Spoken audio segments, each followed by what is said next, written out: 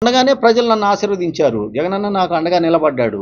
ఈ 5 సంవత్సరాల్లో కరోనా లాంటి ఇబ్బందులు ఉన్నా గూడా ఈ రాష్ట్రంలో అన్ని నియోజకవర్గాల కన్నా మిన్నగా మంగళగిరి నియోజకవర్గంలో ఎంత పని చేశామో దానికి మీరందరూ సాక్షులే వాస్తవానికి.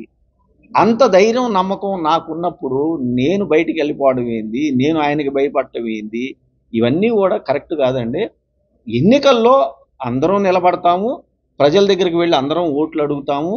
కానీ ఎవరి మీదైతే నమ్మకం పెట్టుకుంటారో ప్రజలు, ఎవరైతే ప్రజల కోసం పనిచేస్తారో వాళ్ళనే దీవిస్తారు. వాళ్ళ కోసమే వాళ్ళనే గెలిపించుకుంటారనేది మనకు తెలుసు కాబట్టి ఖచ్చితంగా ఈ 5 సంవత్సరాల్లో మంగళగిరిలో జరిగినటువంటి అభివృద్ధి కానివ్వండి, అదేవిధంగా జగనన్న ఇచ్చినటువంటి సంక్షేమం కానివ్వండి, ఈ రెండు కళ్ళలాగా ప్రతి పేదవాడికి, ప్రతి మధ్యతరగతి సామాన్యుడికి అండగా నిలబడ్డాయి కాబట్టి ఖచ్చితంగా జగనన్న అభ్యర్థి మూడోసారి ఇదే మంగళగిరిలో గెలుస్తాడు అని చెప్పి నేను భావిస్తాను.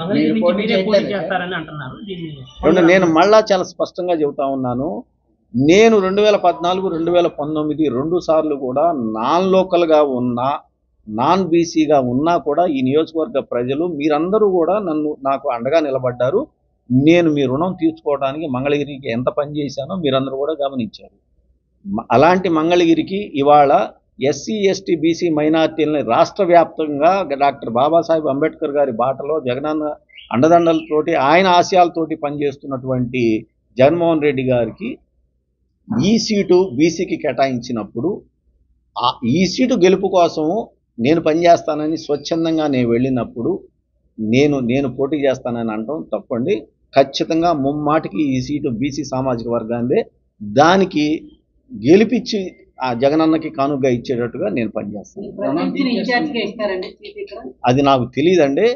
అది జగనన్న ఎవరికి సీట్ ఇచ్చినా బీసీ సామాజిక వర్గానికి నేను పనిచేస్తానండి. ప్రజల రుణం అయిపోయిందంటారా? ఎప్పటికీ కాదు, ప్రజల రుణం ఖచ్చితంగా పనిచేస్తాను. రేపొద్దున ఈ ఎన్నికలు అయిపోయిన తర్వాత కూడా నేను మాత్రం పనిచేస్తూనే ఉంటాను. నేను బయట ఉన్నా కూడా ఈ నియోజకవర్గానికి అవసరం, నా పరిస్థితి ఉంది అనే కనుక ప్రజలు కానీ లేదా అధికారులు కానివ్వండి ఎవరన్నా భావిస్తే నేను పనిచేస్తాను. సార్, మీరు చేసిన అభివృద్ధికి సంక్షేమ పథకాల మీద శ్వేతపత్రం ఏమైనా విడుదల చేయగలరు? నేను కాదు, రాష్ట్ర ప్రభుత్వం అసలు ఒకళ్ళు శ్వేతపత్రాలు విడుదల చేసేది ఏంటంటే లక్షల కోట్ల రూపాయలు పైసా అవినీతి లేకుండా నేరుగా ఎవరి రికమెండేషన్ లేకుండా బటన్ నొక్కి మరి ఆయన పంపిస్తున్నప్పుడు జగన్మోహన్ రెడ్డి గారు వాళ్ళు లబ్ధి పొందుతూ ఆనందంగా ఉన్నప్పుడు ఇంకా అలాంటి అవసరం లేదు. మంగళగిరికి సంబంధించి అయితే 100కి 100% ఎవరైనా ఎక్కడైనా సరే చెక్ చేసుకోవచ్చు. పైసా అవినీతి నేను ఉన్నంతకాలం ఎక్కడ జరగలేదు, జరగనివ్వలేదు. ఇది మీ మనస్సులో కూడా మీతో పాటు సైమల్టేనియస్గా ప్రభుత్వం నడిపామని చెప్పి టీడీపీ నేతలు ఆరోపిస్తారు. నేను ఎప్పుడు నడిపాను? నేను ప్రభుత్వం నడిపేది. వాళ్ళు టీడీపీ మీరు అధికారంలో ఉన్నప్పుడు సైమల్టేనియస్గా వాళ్ళు కూడా మీ ప్రభుత్వం నడిపాము, అభివృద్ధి కంటే మీరు చేసిన పథకాలే బోల్డ్ ఉన్నాయని చెప్పి చెప్తున్నారు. ఏమండి, మంత్రిగా చంద్రబాబు నాయుడు గారు, నారా లోకేష్ గారు ఉండి అప్పుడు నడవలేని వాళ్ళు ఇవాళ మేము ప్రభుత్వాన్ని నడిపామని అంటాం ఎంతవరకు సమంజసం అండి? అది నేను చెప్పలేదండి. అబద్ధం చెప్పాల్సిన అవసరం లేదు, నేను చెప్పలేదు. కాంగ్రెస్ పార్టీ నచ్చలేదు మీకు అంటున్నారు. లేదు, ఇవన్నీ తప్పులండి, ఇవన్నీ తప్పులండి. ఒకే ఒక్క మాట చెప్తాను ఆ పార్టీ గురించి కానివ్వండి ఏదైనా కూడా. 2009లో ఉమ్మడిగా రాష్ట్రంగా ఈ ఆంధ్రప్రదేశ్ ఉన్నప్పుడు రాష్ట్రంలో ఉన్నటువంటి ప్రతిపక్షాలు మొత్తం కూడా కలిసి దివంగత మహానేత రాజశేఖర రెడ్డి గారికి వ్యతిరేకంగా పోటీ చేసినప్పుడు రాష్ట్ర ప్రజలందరూ కూడా ఆ రోజున రాజశేఖర రెడ్డి గారిని ముఖ్యమంత్రిని చేసుకున్నారు. ఇవాళ చీలిపోయినటువంటి ఈ ఆంధ్రప్రదేశ్లో రాజశేఖర రెడ్డి గారి బాటలో నడుస్తున్నటువంటి జగనన్నకి వ్యతిరేకంగా ప్రతిపక్షాలన్నీ కూడా ఏకమయ్యి మళ్ళా తిరిగి జగనన్న మీద ఇవాళ రాజకీయంగా యుద్ధం చేయబోతా ఉన్నాయి. అలాంటి పరిస్థితుల్లో ఎస్సీ, ఎస్టీ, బీసీ మైనార్టీలకి డాక్టర్ బాబాసాహెబ్ అంబేద్కర్ గారి బాటలో నడుస్తూ వాళ్ళ అభ్యున్నతి కోసం, సంక్షేమం కోసం, అభివృద్ధి కోసం పాటుపడుతున్నటువంటి జగన్మోహన్ రెడ్డి గారికి నా వల్ల ఒక్క ఓటు కూడా చెల్లకూడదు, నా వల్ల చిన్న ఇబ్బంది కూడా కలగకూడదని చెప్పేసి మేమందరం పనిచేస్తూ ఉన్నాము. నేను పనిచేస్తూ ఉన్నా. అసలు మా అందరికన్నా కూడా ముందు రాష్ట్ర ప్రజలు కానివ్వండి, మంగళగిరి ప్రజలు కానివ్వండి జగనన్నకు ఓటేయాలని చెప్పి నిర్ణయం తీసుకున్నప్పుడు వాటిని గౌరవిస్తూ వాటి కోసం మేము పనిచేయడానికి వచ్చాం తప్ప జగన్మోహన్ రెడ్డి గారు ముఖ్యమంత్రి కాకూడదని చెప్పేసి చేసే ప్రతిపక్షాల యొక్క కుట్రకి ఎవరు బలి కాకూడదు అనే ఉద్దేశంతో నేను తిరిగి పనిచేయడం. సడన్ గా వెళ్ళిపోయారు, సడన్ గా వచ్చారు, ఏంటి అసలు దీనికి కారణం? మీ అందరికీ తెలిసినటువంటి విషయమే. అభివృద్ధికి సంబంధించి పనులు జరగటం, కొన్ని ఫండ్స్ లేదా కొన్ని పనుల విషయంలో నేను మనస్తాపం చెంది అప్పుడు బయటికి వెళ్ళటం జరిగింది. కానీ దాని తర్వాత జరిగిన పరిణామాల్లో గౌరవ ముఖ్యమంత్రి జగన్మోహన్ రెడ్డి గారు ఆ పనులన్నీ చేయించటము, మరియు కొన్ని పనులు దాదాపు పూర్తి అయ్యే దశలోకి రావటం అనేది జరగటం. ఉదాహరణకి గతంలో చంద్రబాబు నాయుడు గారు ముఖ్యమంత్రిగా ఉన్నప్పుడు బలవంతపు భూసేకరణకు సంబంధించి నోటిఫికేషన్ ఇవ్వటము, ఆ నోటిఫికేషను చట్టం ప్రకారము సంవత్సరమే వ్యాలిడిటీ ఉంటుంది, దాని తర్వాత దాన్ని ఎత్తివేయమని చెప్పి కోరటము, కాలక్రమేణా కొన్ని కోర్టు కేసులు రావటం వల్ల ఇప్పుడు ఆ నోటిఫికేషన్ తీసివేసే దిశగా అడుగులు పడతా ఉన్నాయి. కాబట్టి ఇలాంటి పరిస్థితుల్లో నేను మళ్ళీ తిరిగి రావటం జరిగింది. షర్మిల గారికి మీకు చదివింది అంటే ఆమె కూడా నియంత వ్యవహరిస్తున్నారు అనే ఉద్దేశంతో మీరు వెనక్కి వచ్చారని. ఏమండి రాము గారు, అలాంటి మనిషినా నేను, మీకు తెలియదా? ఇవన్నీ కూడా అవాస్తవాలండి. ఒకే ఒక మాట నేను చెప్తా ఉన్నాను. గౌరవ ముఖ్యమంత్రి జగన్మోహన్ రెడ్డి గారు మంగళగిరి నియోజకవర్గాన్ని బీసీ సామాజిక వర్గాలకి కేటాయిస్తూ నిర్ణయం తీసుకోవటము, ఇవాళ సమాజంలో పెనుమార్పులు పేదవాళ్ళ జీవితాల్లో తీసుకొస్తున్నటువంటి గౌరవ ముఖ్యమంత్రి జగన్మోహన్ రెడ్డి గారికి నేను అండగా నిలబడాలి. క్షణికావేశంలో తీసుకున్నటువంటి నా నిర్ణయం కరెక్ట్ కాదేమో, ఎందుకంటే ప్రతి పేదవాడు కూడా జగన్మోహన్ రెడ్డి గారికి అండగా నిలబడాలని నిర్ణయం తీసుకోవటం.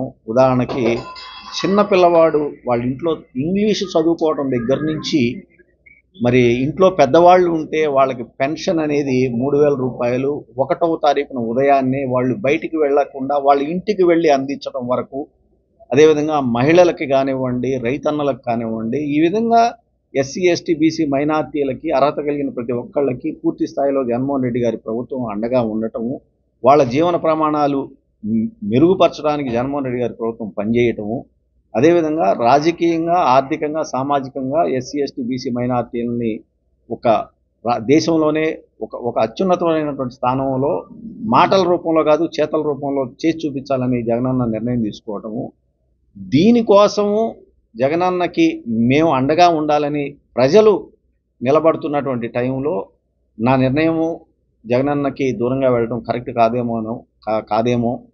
కాబట్టి నేను కూడా మళ్ళా పునరాలోచించుకొని బేషరతుగా నా అంతటి నేనే జగనన్న దగ్గరికి వెళ్ళి, అన్న నేను పనిచేస్తాను, మంగళగిరిలో 3వసారి మరీ ముఖ్యంగా బీసీ సామాజిక వర్గానికి మీరు సీటు కేటాయించినందుకు నేను ఖచ్చితంగా వైఎస్ఆర్ కాంగ్రెస్ పార్టీని ఇక్కడ గెలిపించడానికి శాయశక్తులా పనిచేస్తానని చెప్పి చెప్పుకొని రావడం జరిగింది.